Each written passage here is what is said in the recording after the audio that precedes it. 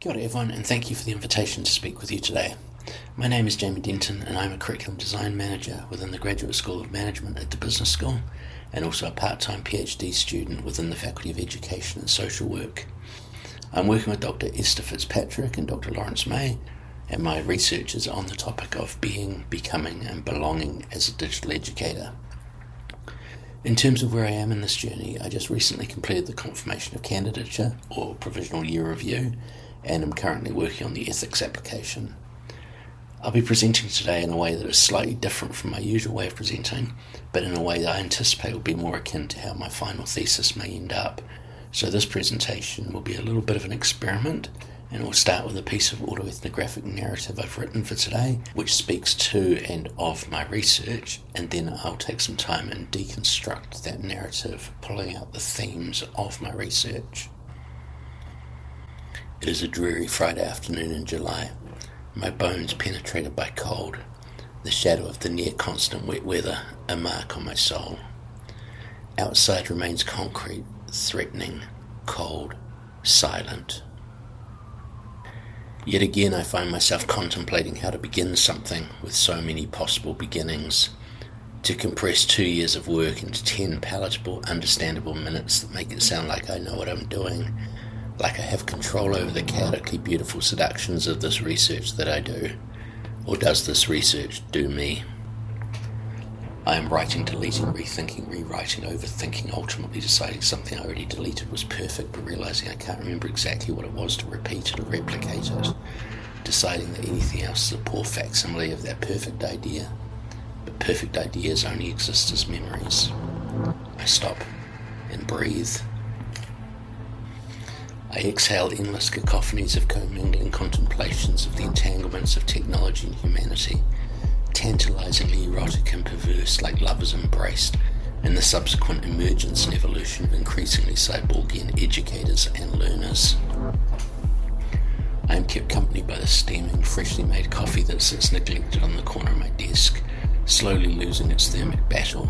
Unable to change its environment, the liquid can do nothing but itself change. Gentle rhythmic purrs of the grey tiger that lets me live in his house harmonise tenderly with the dusty crackles of an old record that echo around the room. Curled in a tight ball on my lap, his heartbeat pulses into my thigh. He has heard it all, the frustrated monologues and negative self-talk lamenting my inability to just get this all to come together, the manic keystrokes as ideas come to fruition and become words and sentences, and the long slow slurps of coffee that punctuate everything else. The one constant. Today, he patiently listens to me sift through so many different possibilities of how to start this and how to work out what is most salient to tell you. But beginnings have always been more troublesome than endings for me. They are more enigmatic, intangible and ambiguous to conceptualize. They bristle with possibility and fight with a refusal to be constrained. Beginnings are simultaneously exciting and nerve-wracking, offering promises of new thoughts, new directions, new explorations. Endings conversely signal the opposite. An idea completed, a beginning ended, a path explored, a sense of accomplishment. I go to type just to start, to write anything, to get some kind of beginning done, but he gently yet insistently nudges my hand away from the keyboard. A delicate demand to stay present with him for just a little longer. I comply. He is usually right. He is so much smarter than me in these things. My mind wanders, considering common markers of beginnings and endings, placing a record onto the platter versus returning it to its protective cover, packing suitcases for a journey versus unpacking them when it's over, taking a book from the shelf versus returning and reshelving it, all so black and white, binary extreme we're in a Cartesian system. Then I am struck by a realization.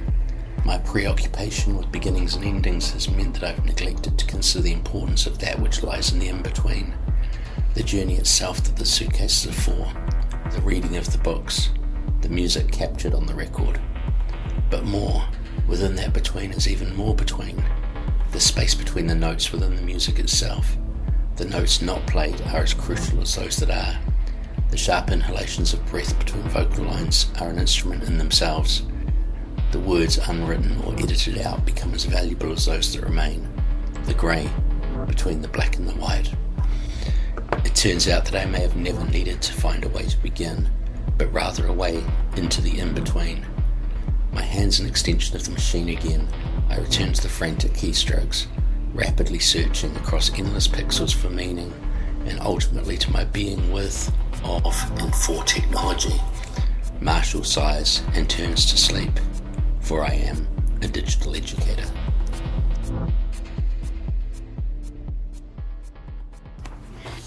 Moments before I spoke of exhaling commingling cacophonous thoughts about the entanglements that exist between humanity and technology. I also spoke of the coffee that is losing its thermic battle and so will ultimately need to adapt to its environment rather than the other way around. A metaphor for those wishing to ignore the impact of the technological advancements that are occurring within our contemporary and future societies. Both of these speak to a somewhat unanticipated but very welcome theme that has been emerging more recently within my research, which is the increasingly complex relationships that exist within, between and amongst human and machine, especially within education. In this arena, I'm starting to play with ideas that are influenced by Donna Haraway's Cyborg Manifesto and many of the subsequent areas that have in turn been influenced by the seminal work or the ideas that actually influenced Haraway's initial conception. Furthermore, I spoke of how such an intermingling of technology and humanity has led to the emergence and evolution of increasingly cyborgian educators and learners.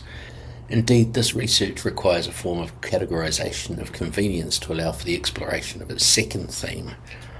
This categorization identifies educators who are passionate about the use of digital technologies in education and are active in using the affordances of such tools to provide previously unimaginable or unachievable educational experiences, and it labels these people as digital educators.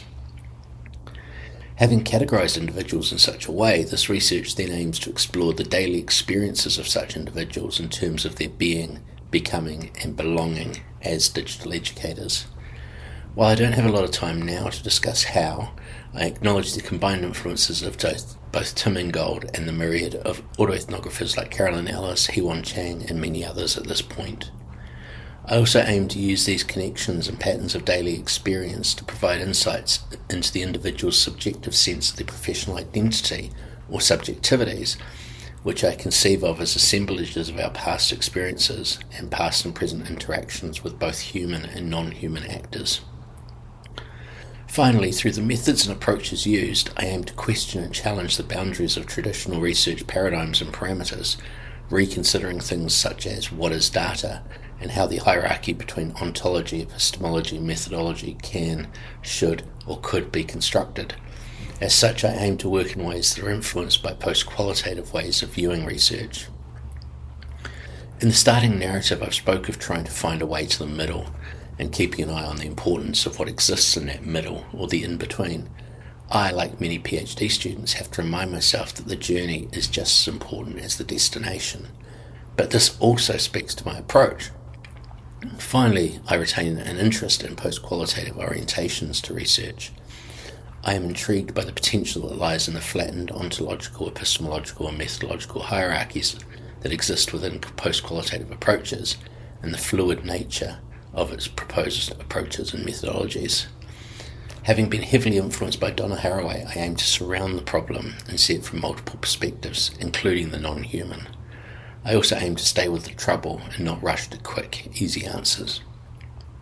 And finally, I aim to work in a symbiosis with other individuals and systems. Thank you for listening to me today. I look forward to any questions. Goodbye.